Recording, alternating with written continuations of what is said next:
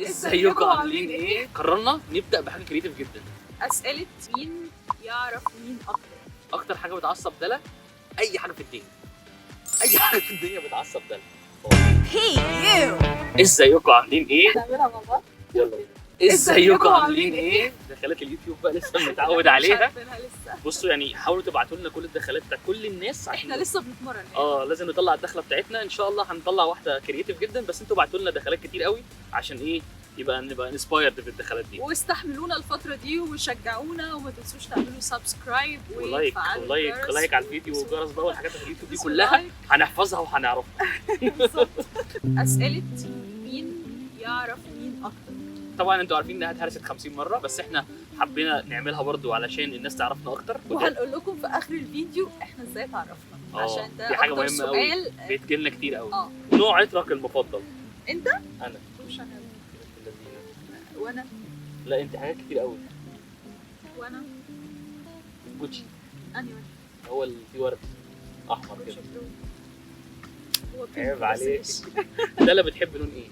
واضح طبعا ان احنا كلنا لابسين اسود وبيتنا اسود، بس هو بيحب الاصفر والاحمر. دي حقيقه. طب عايش خلاص كويس. اسم لا بصي بقى فيها هنا بقى حاجات. لا فلتر. مين بيحب شغله اكتر؟ ده السؤال ده على فكره سؤال صعباني، ده سؤال صعباني جدا، لان احنا كل واحد بيحب شغله بطريقته.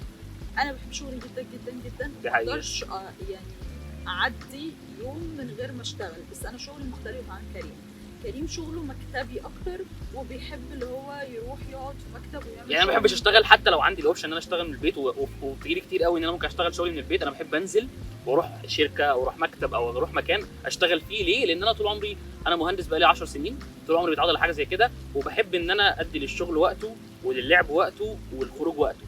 ده لا يمكن بنشتغل طول الوقت ودي حاجه مش حلوه، دي حاجه بنتخانق عليها كتير جدا، ان هي لازم تفصل، لان هي طول الوقت بتشتغل عشان بتشتغل في البيت، فبتصحى متاخر بتشتغل يشتغل لحد بالليل. مين بيحب النوم اكتر ومين انشط؟ طبعا السؤال ده بقى عايز اقول لكم ان انا شخص ممكن انام الساعه 2 ل 3 الفجر واصحى 7 الصبح عادي. دي خناقه بيني وبين دلا، ان انا شخص صباحي قوي، بحب الصبح وبحب اخرج الصبح. دلا اصلا لو صحيت وفتحت عليها ستاره تعمل كده ومش قادره واقفل الستاره وبتاع، وكان في فتره بتتخانق معايا ان انا بصحى بدري اصلا. يا جماعه السهر بالليل والاكل والسناكس والموفي نايت واللعب ده اللي كان وصلني للوزن اللي انا وصلت له وبحاول اخس دلوقتي. ايه اكتر حاجه بتعصب دلا واكتر حاجه بتعصب كريم؟ اكتر حاجه بتعصب دلا اي حاجه في الدنيا، اي حاجه في الدنيا بتعصب دلا. اهي بصوا بدات تتعصب. انا يا ابني انا ايه اللي بيعصبني بقى؟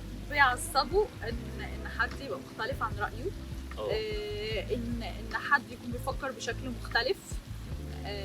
لا بص، هو مش طريقه مختلفه. لا بشكل مختلف، لان هو بيبقى شايف ان هو اذكى واحد في الكون، فاي حد تاني بيفكر بطريقه مختلفه هو غبي بالنسبه له، فده بيعصبه وبيتعصب عليه. مين بيحب يقعد في البيت اكتر؟ بحكم شغلي بقعد في البيت اكتر، بس مش ببقى حابه ان انا اقعد في البيت اكتر. احنا بنحب نخرج، نحب نسافر. مش خروج يعني الخروج جوه البلد قليل قوي، وحاجات معينه اللي بحبها، بس بحب اسافر بره مصر كتير قوي. مين بيحب السفر اكتر؟ لسه قايلين احنا الاثنين بنحب السفر، بس انا اكتر عشان انا كنت في الطيران، كنت متعوده ان انا عايشه حياتي في الطياره. فوقت ما بقيت عايشه على الارض ما بشوفش الطياره دي غير كل كام شهر، الموضوع حاسه ان هو عارفين اللي روحه بتتسحب من جسمه. كريم بيحب اكتر البيتزا ولا البرجر؟ كريم بيحب البرجر جدا، والبيف برجر، هو اصلا التشيكن برجر ده مش برجر. وبيحب البيتزا من مكان واحد بس. هيبقى مكانين. ده هيبقى اعلان. لا عادي، اصل هم مش محل صغير، هم مكانين. بريموز سي فود. سيرانش.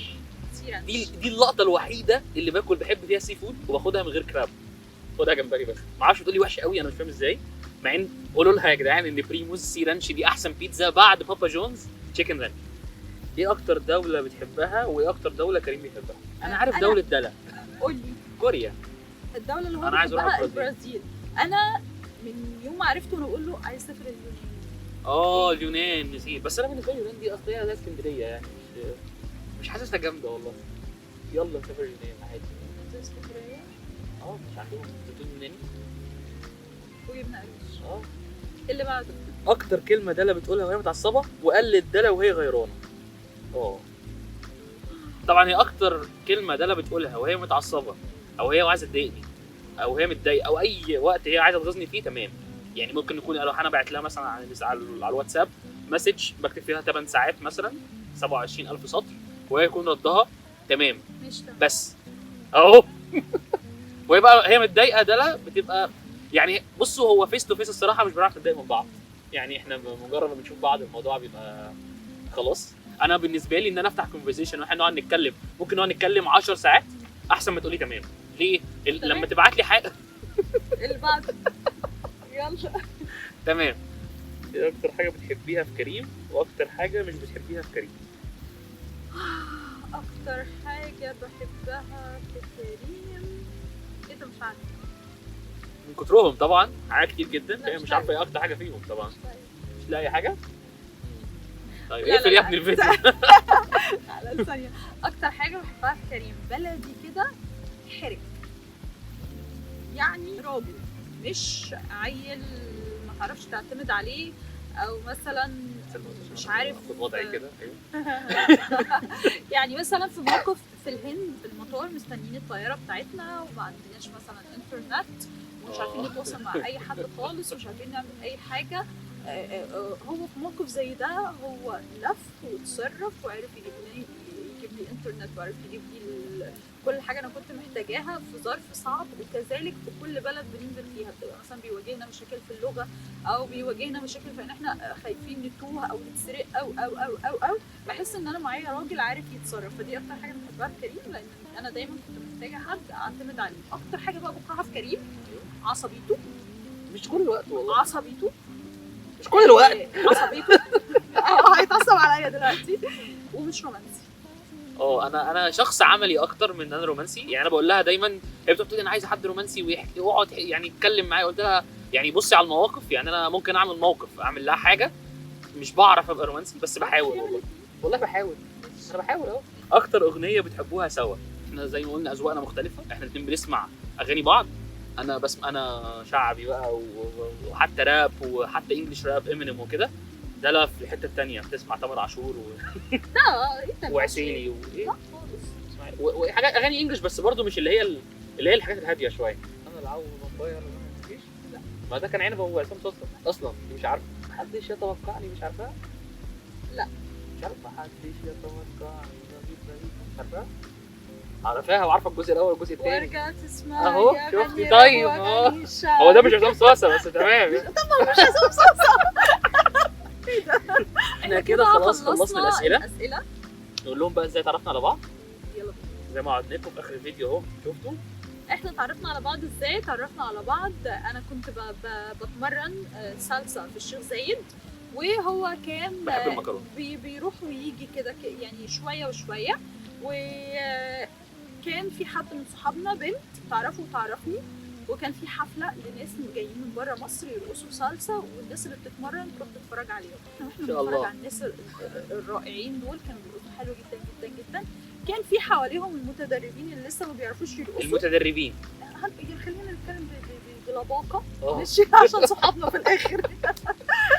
كانوا بيرقصوا رقص وحش جدا. احنا كنا ساعتها بنتريق على المتدربين.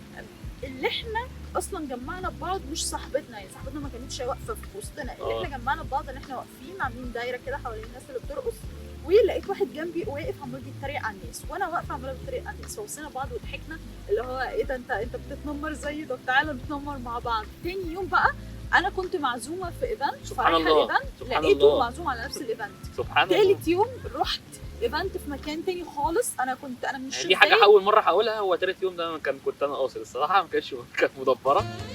والله. يعني انا لما لقيتها تاني يوم في ايفنت وتقابلنا وبتاع، اليوم ده احنا قعدنا مع بعض كتير قوي لان احنا كان الايفنت من الساعه 1 مثلا لحد بالليل. وبعدين تالت يوم كان الموضوع مدبر بقى من ناحيتي. اول مره تعرف بجد، يعني هي فعلا كانت لحد دلوقتي فاكره. هو حكى القصه لناس كتير قوي. انا عمري ما قلت ان انا فعلا كانت مدبره. كانت مدبره وخطفتها بقى من من مدينه نصر ازاي. عايز اقول لك انا فاكر كنت لابسه ايه. حاجه كانت عامله ويت لوك في شعرها، وكانت لابسه بالطو جلد لونه موف وبوتس ابيض. هو بيرفكت. جاب الطقم بالظبط بس كان لونه ازرق. والله كان موف يعني وات ايفر، بس انا فاكر الاوتفيت. نحكي لكم فيديو تاني بقى قصه البروبوزال من اوله لاخره وضحكت عليها ازاي، عشان انا وديتها بلد تانيه او منطقه تانيه يعني. ماشي. المهم كده يا جماعه نكون خلصنا الفيديو. ما تنسوش تعملوا سبسكرايب ولايك وتفعلوا الجرس والحاجات بتاعت الجرس. اليوتيوب دي لحد ما نعرفها ونفهمها. اكتبوا لنا كومنتس، ما تنسوش تقولوا لنا نروح فين في الانيفرساري بتاعنا، وتقولوا لنا ايه الاكله اللي عاوزين نجربها او نطبخها مع بعض المره الجايه. دول كده فيديوهين عندكم انتوا مش عندنا احنا. بالظبط. وتقولوا لنا عاوزين تشوفوا مننا ايه تاني. ثانيه بس، والدخلات ابعتوا لنا دخلات كتير عشان نثبت دخل عندنا. يعني دخله انتوا بتحبوها مثلا عايزانا نبدا بيها الفيديو. وما تنسوش تشيروا الفيديو في كل مكان وتدعمونا عشان نكمل، ويا رب نكون خفاف لذيذ على قلبكم، وتوحشونا. نشوفكم في الفيديو الجاي. باي.